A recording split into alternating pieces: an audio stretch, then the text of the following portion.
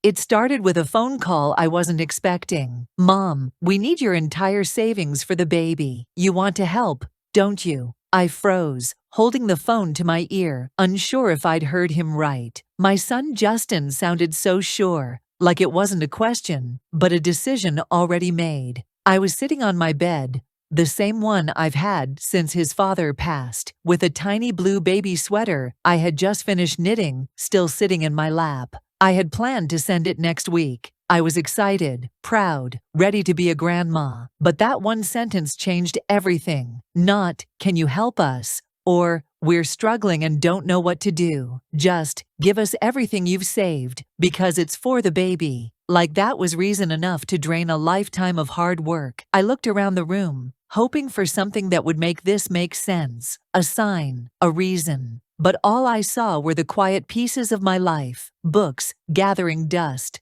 a cold mug of tea, a framed photo of Justin from college, all reminders of the love I'd poured into raising him. Then he said it again, softer. "You're not really using the money, Mom. You're retired. This is for your grandchild." Then in the background, I heard Bethany's voice, sharp and firm, telling him to make sure I sent the money before the 1st. Something about a closing date. "You're buying a house?" I asked. "Yeah," he said. "We need more space for the baby. And Bethany's parents aren't helping anymore. It's just you now." Just me. Not, "We love you," or "We're grateful." Just, "It's your turn to pay." I didn't cry. I didn't raise my voice. I just sat there, stunned, remembering the day I helped him move into his first apartment. I'd scrubbed the kitchen myself, bought his first set of pans, cried the whole way home because my boy was starting his own life. Now he was asking me to give up mine for a future I wasn't even sure I'd be included in. And when I didn't answer fast enough, he sighed and said, "Don't make this harder than it is, Mom. Bethany's already under enough pressure." Then he hung up, just like that. No thank you, no goodbye, just silence. Before I tell you what I did next, let me ask you, have you ever felt invisible to the people you raised?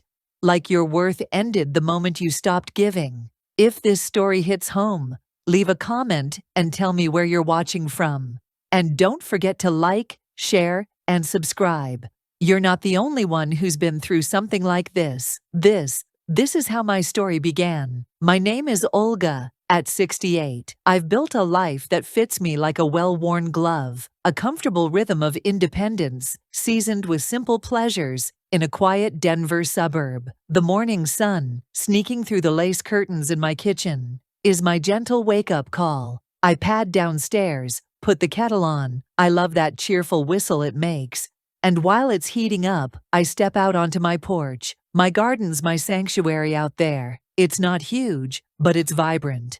A little tapestry of roses, lavender, and the sturdy, hopeful stalks of my tomato plants. I spend a few minutes each morning tending to it, gently guiding a stray vine back onto its trellis, or carefully deadheading a faded bloom. My fingers move almost instinctively, a quiet conversation with the earth. Back inside, with a steaming mug of coffee warming my hands, I settle into my armchair. It's an old leather one, molded perfectly to my shape over the years. A book is my constant companion in those quiet mornings, usually a novel I've read a dozen times, or a collection of poetry. I lose myself in the stories, the only sounds the turning of pages, and the occasional chirp of a bird outside my window. Twice a week, I volunteer at the local library. It's more than just a place to pass the time. It's my refuge. The scent of old paper and the hushed whisper of readers are like a balm to my soul. I shelve books, help people find what they're looking for,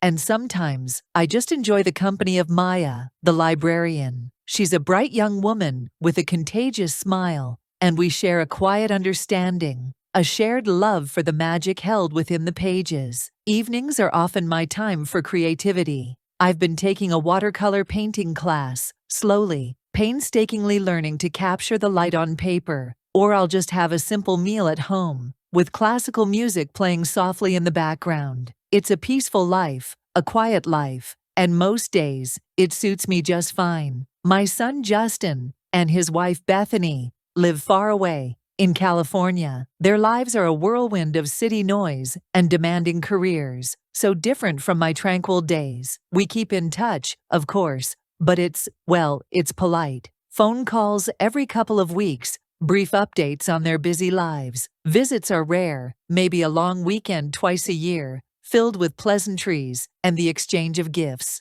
I cherish those moments, of course, but there's always this underlying sense of distance, a formality that keeps our connection from reaching the depth I crave.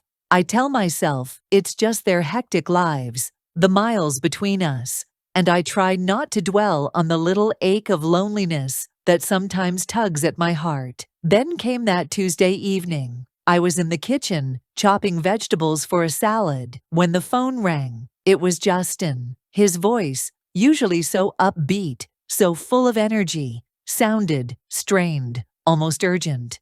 "Mom, it's about the baby," he started, and my heart gave a little leap of excitement. Bethany was due any day now, and the thought of becoming a grandmother had been a quiet, growing joy in my life. "Yes, Justin? Is everything all right?" I asked, my voice filled with genuine concern. "Everything's fine with the baby, Mom, but we need to ask you for something." A knot of unease tightened in my stomach. I waited, a strange premonition settling over me. "We need your savings, Mom, all of it." His words hit me like a physical blow. The room seemed to tilt, the familiar kitchen suddenly alien. My hand tightened on the phone. "My savings, Justin," I repeated, my voice barely a whisper. What do you mean?" He rushed on, his tone becoming more insistent, almost demanding. "Bethany's taking some time off work, and money's really tight. The cost of everything is so high, and with the baby coming, we really need it, Mom. You want to help your grandchild, don't you?" That question, phrased as an assumption, not a request, stung. My mind started racing, trying to make sense of his words. My entire savings, the money I'd so carefully saved over years of hard work, of sacrifices, the money I'd always thought of as my security, my safety net for my old age. I opened my mouth to speak, to ask him to explain, to express my confusion and disbelief, but the words seemed to get stuck in my throat. Justin kept talking, explaining their financial woes, but I only caught snippets, his words a jumble against the sudden roaring in my ears. Finally, he stopped, leaving a heavy silence on the line. "Mom? Did you hear me?" I managed a weak, "Yes, Justin, I heard you. So you'll do it? You'll help us out?" I couldn't answer. I simply couldn't. The weight of his words had settled upon me, crushing me with a sense of shock and bewilderment. The comfortable world I'd so carefully built around myself had suddenly cracked open, and I was left staring into that fissure, unsure of what lay beyond. I sat there for what felt like a lifetime after I hung up, the phone still clutched in my hand, the salad forgotten on the counter. The room seemed to have grown cold, the gentle evening light now harsh and unforgiving. The familiar sounds of my home, the ticking of the clock, the distant hum of traffic, faded into a muffled drone. All I could hear was Justin's voice, echoing in my mind. "We need your savings, Mom. All of it." And in the silence that followed, a single terrifying question began to form in the depths of my heart. What just happened to my life? That night, sleep was a distant visitor. I tossed and turned, replaying Justin's words over and over in my mind. "We need your savings, Mom, all of it." It echoed in the darkness, a cold, hard stone in the pit of my stomach. It forced me to confront things I'd been avoiding for a long time. It made me think about my life, really think about it, in a way I hadn't allowed myself to in years. My thoughts drifted back, inevitably, to Robert, my husband, Justin's father. His death, all those years ago, had been the defining moment of my life. It had carved a deep line through my story, dividing it into a before and an after. Before, there was laughter, shared dreams, the comforting certainty of a partner by my side. After, there was me, alone, with a young boy to raise. I remembered the sheer panic that had seized me in those early days, The fear that gnawed at me constantly, the uncertainty of how I would manage. Robert had left us with some insurance, but it wasn't much. I had to find a job, a decent job, and quickly. I'd always been a homemaker, a supportive wife, but now I had to be everything. I found work as a secretary at a small law firm. The pay was meager, the hours long, but it was a start. I scrimped and saved. Every penny counted. I learned to stretch meals, to mend clothes, to find joy in the simple things. Justin was my anchor, my reason for pushing forward. I poured all my love and energy into him, determined to give him the best life I could. I remember working late nights, the glow of the desk lamp illuminating my tired face, while Justin slept soundly in his bed. I remember the countless peanut butter and jelly sandwiches, the worn-out shoes I patched until they could be patched no more. I remember the pride swelling in my chest when Justin excelled in school, his bright mind a beacon of hope in our struggling lives. There were sacrifices, of course, things I had to forgo, dreams I had to postpone, but I never regretted a single moment. Justin was my world, and his happiness was my reward. Even when he went to college, I continued to help him where I could. A little extra cash for books, a care package filled with homemade cookies, a listening ear during late-night phone calls about exams and first heartbreaks. He was always grateful, always appreciative. There was a mutual respect between us, a quiet understanding of the sacrifices I had made, and his willingness to make me proud. And that's what made Justin's demand so jarring. It clashed so violently with the memories I held dear. The boy I had raised, the young man I had supported, had never shown such entitlement. It wasn't just the request for money, it was the way it was delivered, the assumption that my savings were his for the taking. It felt like a betrayal, a sharp twist of the knife in a wound I thought had long since healed. It made me question everything I thought I knew about my relationship with Justin. Had I been wrong all these years? Had I misread the signs? Was there a selfishness lurking beneath the surface that I had chosen to ignore? The emotional whiplash was exhausting. One moment, I was flooded with love and pride for my son. The next, I was drowning in a sea of confusion and hurt. I felt a growing unease, a sense that the ground beneath my feet had shifted. Something had changed irrevocably, and I didn't know if I could ever find my footing again. As the first light of dawn crept through my window, painting the room in shades of gray and pink, I lay in bed, still wide awake. The weight of Justin's words pressed down on me, heavy and suffocating. And in the quiet of that early morning, I knew with a certainty that chilled me to the bone, that my life would never be the same. The next day, I knew I couldn't just let Justin's demand hang in the air like a bad smell. I had to understand. I had to talk to them again, to try and make sense of it all. So, I called Justin. Bethany answered. Her voice was bright, almost too bright, like she was trying too hard to sound cheerful. "Oh, hi, Olga. How are you?" she asked, the usual pleasantries feeling hollow after the bomb Justin had dropped. I'm all right, Bethany," I replied, trying to keep my voice steady. "I wanted to talk to Justin about our conversation last night." "Oh, right," she said, a slight coolness entering her tone. "He's just stepped out for a bit. Can I help you with something?" I hesitated. Talking about something this personal with Bethany felt awkward.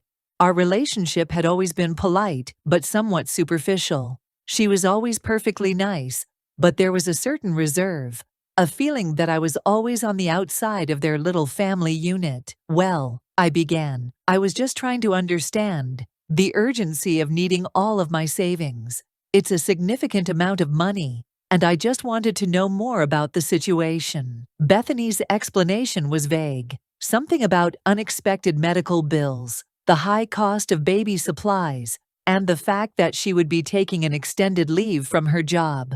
It all sounded plausible on the surface, but there were holes in her story, little inconsistencies that made me uneasy. She mentioned one figure for something, and then later, a slightly different one. It was like she was reading from a script she hadn't quite memorized. When I tried to ask specific questions about insurance coverage or if they had explored other options, she became a little defensive. It's just a really stressful time, Olga. We just need to know we can count on you. Later that day, I finally managed to speak to Justin. He echoed Bethany's sentiments, but with a slightly different spin. He emphasized the opportunity this money would provide for their growing family. A chance to get ahead, to give their baby the best possible start. He spoke of it as an investment, almost, in their future. But what about my future? I wanted to ask. What about the years I had worked and saved, the security I had envisioned for myself? His words felt dismissive of my own needs, as if my life and my financial stability were somehow less important than theirs. As we talked, I started to notice subtle cues, a certain tone in their voices, a way of framing things that hinted at a sense of entitlement. It was as if they believed my savings were rightfully theirs, a resource to be tapped into whenever they deemed it necessary. There was a distinct lack of genuine consideration for how this would impact my life.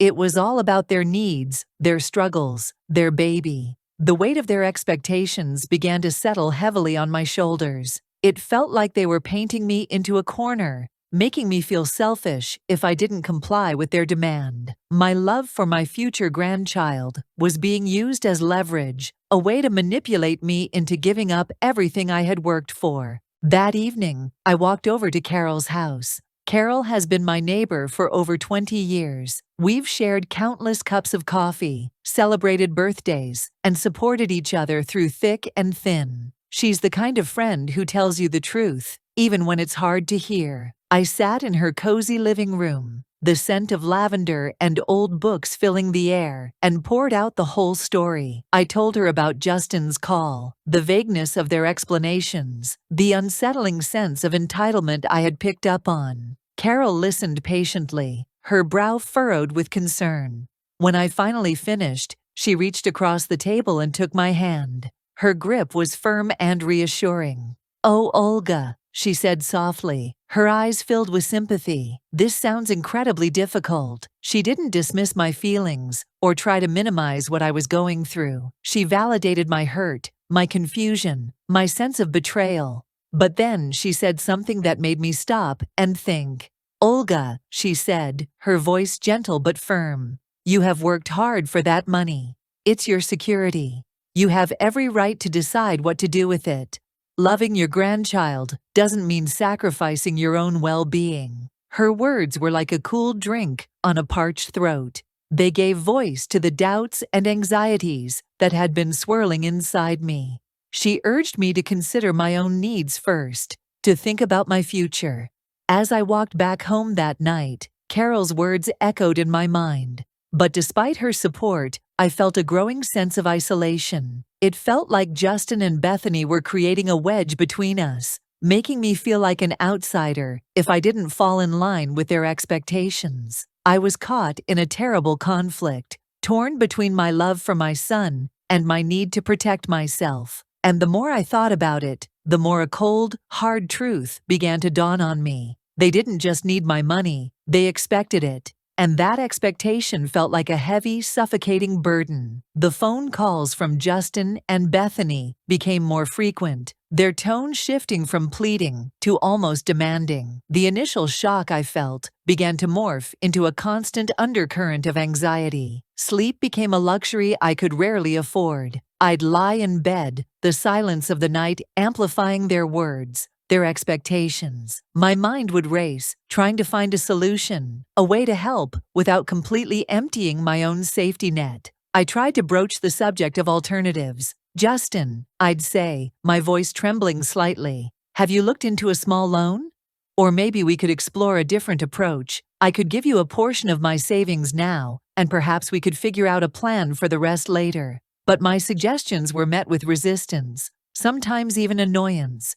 They would paint a picture of dire circumstances, emphasizing the urgency of their need. "Mom, you don't understand. This isn't something we can put off. We need the money now, all of it, to make sure we can provide for the baby properly." They started playing on my emotions, knowing exactly which strings to pull. "Wouldn't you want your grandchild to have the best of everything, Mom? This would really help us give him a good start in life." The guilt would twist in my gut.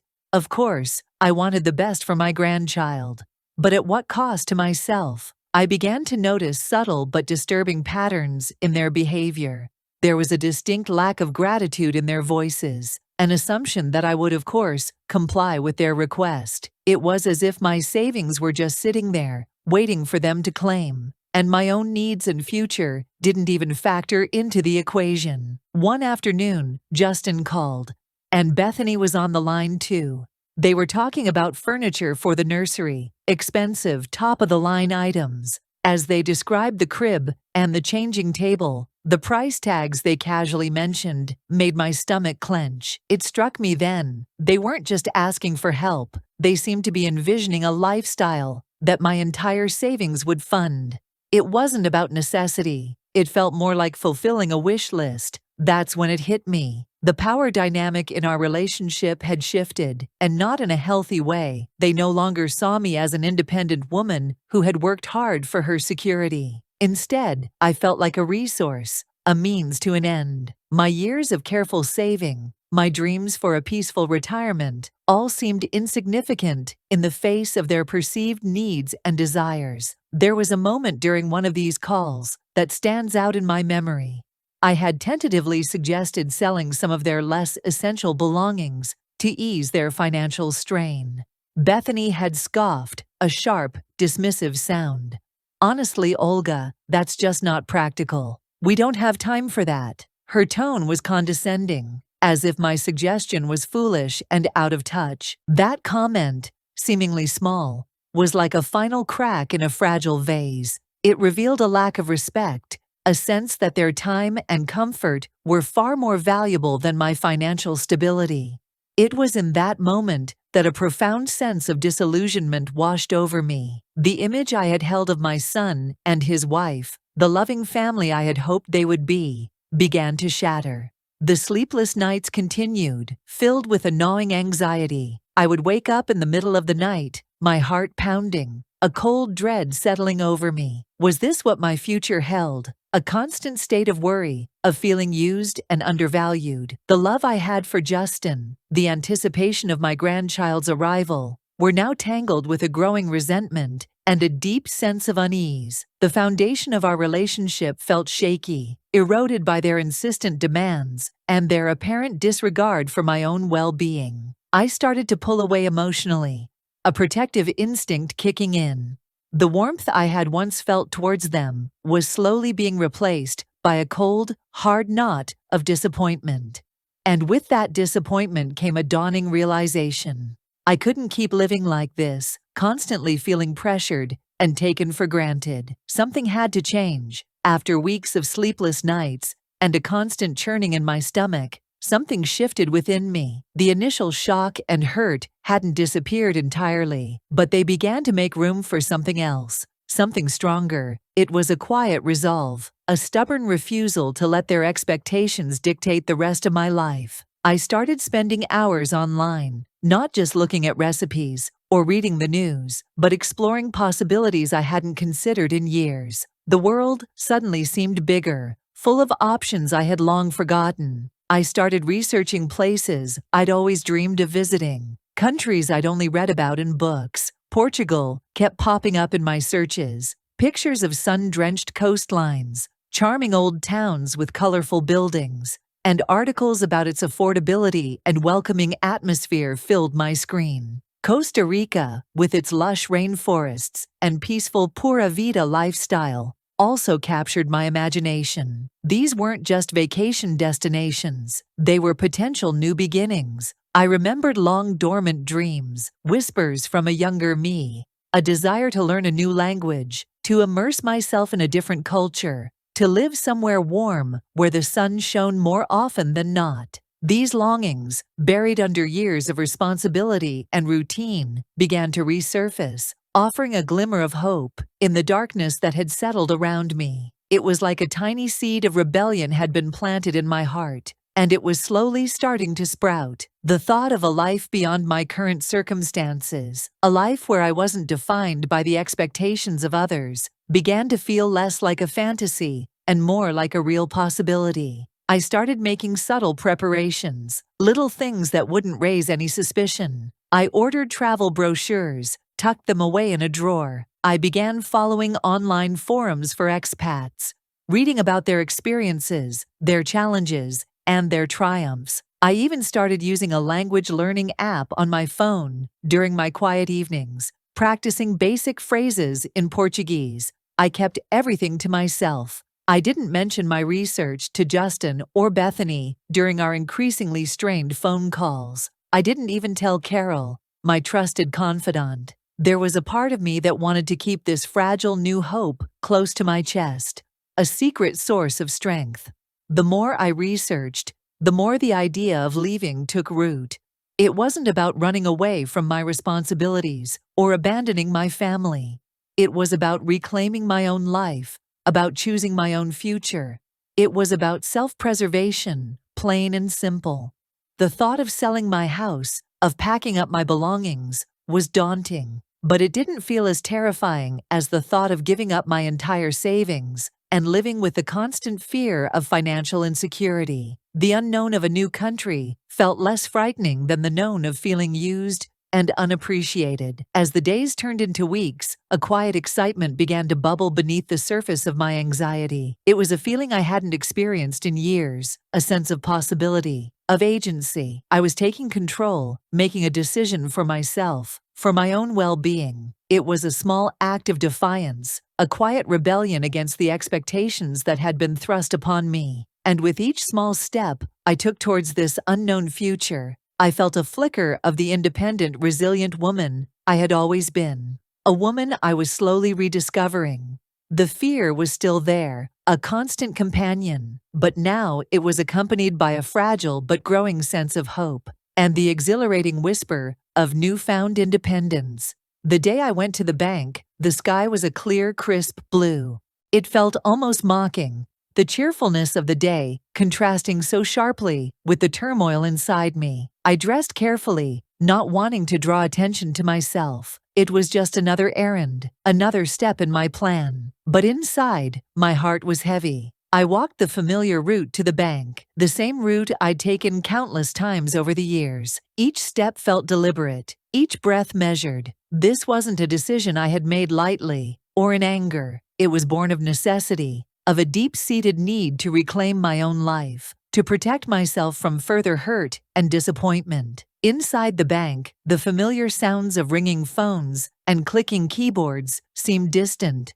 muffled. I approached the teller, my voice steady, despite the tremor in my hands. "I'd like to withdraw the entire balance of my savings account," I said, the words feeling both momentous and strangely anticlimactic. The teller's eyes widened slightly. "That's a significant amount, ma'am. Are you sure?" "Yes," I replied, meeting her gaze. "I'm quite sure."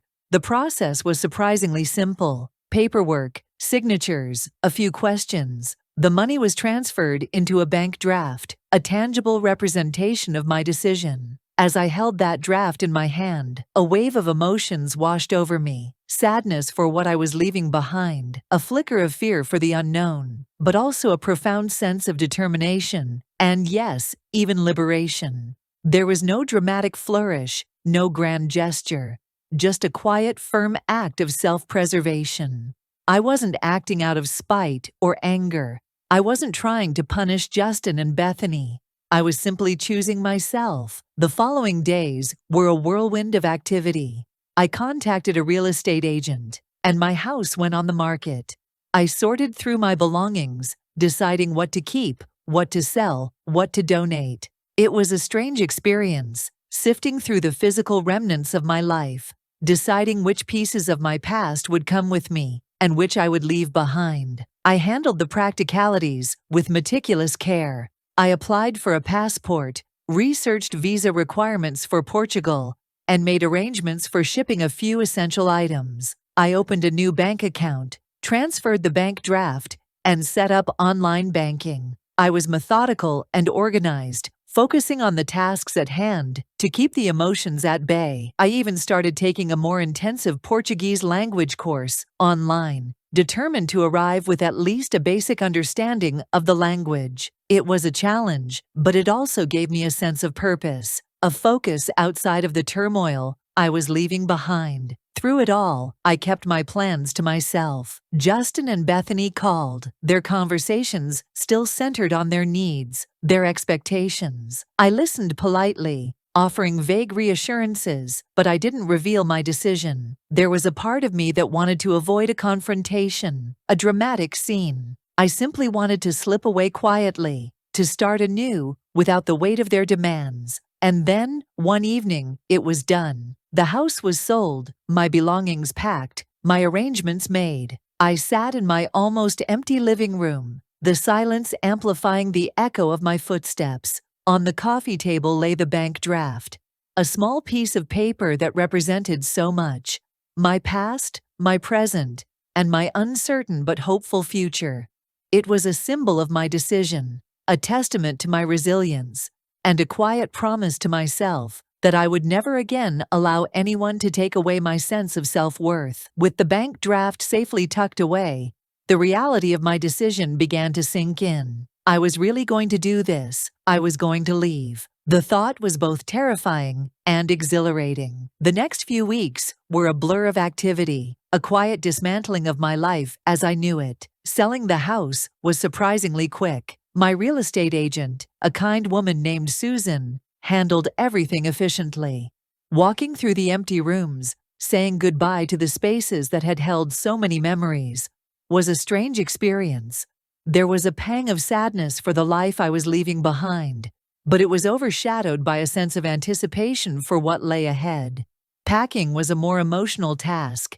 Each item I touched held a story, a connection to my past. The quilt I had made after Robert passed away, the photographs on the mantelpiece, the books I had collected over the years. Deciding what to take and what to leave behind felt like choosing which parts of myself to carry into this new chapter. I packed carefully, choosing items that were both practical and held sentimental value, little touchstones to remind me of who I was and where I came from. Saying goodbye to my familiar surroundings was done in small, quiet ways. A lingering look at my garden, now starting to show the first signs of autumn. A last visit to the library, a warm hug for Maya, a promise to keep in touch. A slow drive through my neighborhood, memorizing the familiar streets and houses. These weren't grand farewells, but quiet acknowledgments of the life I was preparing to leave. I chose not to directly confront Justin and Bethany about my decision. The thought of another difficult phone call, another round of their insistent demands, was more than I could bear. Instead, I decided to leave a simple note. It wasn't meant to be cruel or dismissive, but rather a clear and concise explanation of my choice. I wrote it one quiet afternoon, sitting at my kitchen table, the sun streaming through the window. I kept it brief, stating that I had decided to pursue a different path for my future, one that offered me the peace and independence I needed.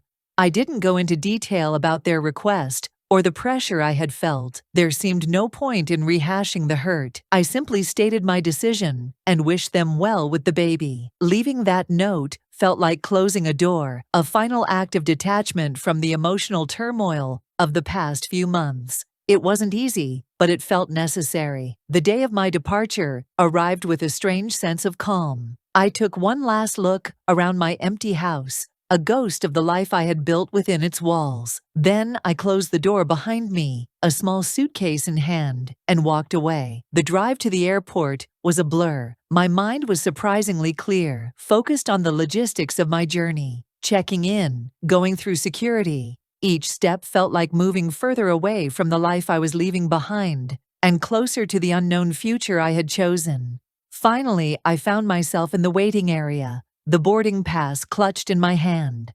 I walked over to the large windows overlooking the tarmac and watched the planes taking off, one after another, soaring into the vast expanse of the sky. Each departure felt symbolic, a visual representation of my own journey into the unknown.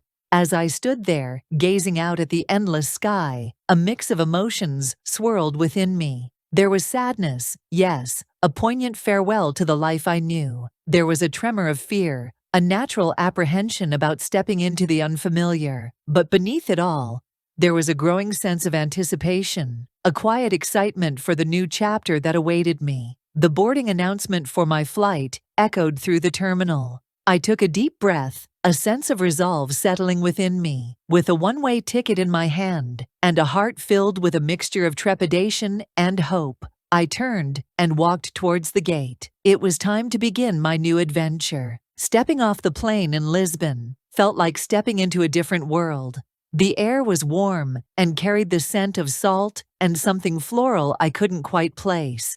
The sounds were different too. The rapid-fire Portuguese I couldn't yet understand, the lively chatter in the cafes, the distant mournful cry of a seagull. It was overwhelming and exhilarating all at once. My initial days were a mix of confusion and small triumphs. Finding my way around with a phrasebook and a map felt like a grand adventure. Ordering coffee by pointing and smiling felt like a major accomplishment. I stayed in a small, charming guest house in the Alfama district, with narrow cobblestone streets and the constant soulful sound of fado music drifting from the restaurants. Adapting to the culture had its challenges. The pace of life was slower, more relaxed than what I was used to. Shops closed in the middle of the day for siesta. Meal times were later. It took some getting used to, but there was a certain charm to this unhurried way of living. The language was the biggest hurdle. I practiced diligently with my online course, but real-life conversations were a different beast. There were moments of frustration, of feeling foolish when I couldn't understand simple directions. But the locals were patient and kind, often switching to English or using gestures to help me. Their warmth and welcoming spirit made the initial adjustment much easier. Slowly, I started to build a routine. I found a small apartment in a quieter neighborhood with a balcony overlooking a sunny courtyard. I discovered a local market where I could buy fresh produce and chat, however haltingly, with the vendors. I joined a walking tour and met other expats, people from all over the world who had also chosen Portugal as their new home. There was Sarah, a retired teacher from England, who shared my love for books, and Miguel, a friendly artist from Brazil, who helped me navigate the intricacies of the public transport system. We would meet for coffee, share stories, and offer each other support as we navigated our new lives. I started exploring the city, wandering through ancient castles, admiring the intricate tilework on the buildings, and getting lost in the maze-like alleyways. I took a cooking class and learned to make traditional Portuguese dishes. I even tried to learn a few fado songs. My voice, a clumsy imitation of the soulful singers I heard in the local taverns. In these new experiences, I found a sense of peace I hadn't felt in a long time. The constant pressure and anxiety I had carried in Denver began to dissipate, replaced by a quiet sense of self-discovery. Away from the familiar expectations and demands, I was free to be myself, to explore my interests, to define my own life on my own terms. Of course, there were moments when Justin and Bethany crossed my mind. I would see a young mother with her baby, or hear a grandchild chattering happily, and a pang of something, not quite longing, but perhaps a wistful curiosity, would touch my heart. I wondered how they were doing, how the baby was, but these thoughts were fleeting. I no longer dwelled on the past with bitterness or regret. My focus was firmly on my present and my future. The days turned into weeks, and the weeks into months. I found a rhythm in my new life, a comfortable simplicity that nourished my soul. I started painting again, the vibrant colors of Portugal, inspiring a new style. I spent hours reading on my sunny balcony, the scent of jasmine filling the air. I took long walks along the Tagus River, watching the sunset paint the sky in fiery hues. Slowly, the pieces of myself that had felt fractured began to mend. I was learning to trust my own instincts again, to prioritize my own well-being. The act of choosing myself, though initially born out of necessity, had blossomed into a profound sense of self-acceptance. I was no longer defined by my role as a mother or a grandmother. I was Olga, a woman embracing a new chapter, finding joy and contentment in the unexpected beauty of her life. And in the quiet moments, watching the sunset over the Lisbon rooftops, I knew I had made the right decision. I was finally home, not in a place, but within myself. Looking back now, from my little balcony in Lisbon, with the sun warming my face and the scent of blooming jasmine in the air, it all feels a little like a dream. A difficult dream, yes, one filled with hurt and confusion, but a dream that ultimately led me to a new reality. My decision to leave Denver, to empty my savings, and move across an ocean was drastic, I know that. There were moments of doubt, moments when fear gnawed at me in the quiet hours, but deep down, I knew it was the only way for me to truly breathe again, to reclaim the air that felt like it was slowly being squeezed out of my lungs. It wasn't about abandoning Justin or my future grandchild. It was about finally choosing myself, about recognizing that my own well-being mattered. It was an act of self-love, a quiet declaration that my life still had value, still had possibilities, regardless of the expectations placed upon me. My understanding of family has shifted. It's no longer solely defined by blood ties or societal expectations. Family, I've come to realize, should be a source of love, support, and mutual respect. It shouldn't be a place where you feel used or taken for granted. Boundaries, I've learned, are not acts of aggression, but rather essential lines that protect your own sense of self and worth. Finding happiness and fulfillment at this stage of my life feels like an unexpected gift. There's a quiet joy in my independence, in the freedom to explore new things, to learn, to grow, without the weight of others' demands. I've discovered a resilience within myself that I never knew existed. I've faced the unknown and found not just survival, but a sense of peace and contentment. Sometimes, in the quiet evenings, as I write in my journal, I think about Justin and Bethany. I wonder about the baby, about what he looks like, what his personality is like. There's no bitterness in these thoughts, just a quiet curiosity, a distant awareness of a life I'm no longer directly a part of. Perhaps one day our paths will cross again. Perhaps not, but I've made my peace with that uncertainty. My journey hasn't been easy, but it has been mine. I chose myself, and in doing so, I found a new dawn, a new beginning, in a place I now call home. And now, as I share my story with you, I hope it resonates with some of you out there. Have you ever felt the weight of unspoken expectations in your family relationships? Is it ever okay to prioritize your own well-being, even if it means making difficult choices that others might not understand? And finally, what dreams have you put on hold? And what small step could you take today to revisit them? Thank you for listening to my story. If it touched you in any way, please take a moment to like this video. Sharing it might help someone else who is going through a similar experience. And if you'd like to hear more stories of resilience and new beginnings, please consider subscribing to my channel. Your thoughts and experiences in the comments below are also deeply valued. Let's create a community of support and understanding.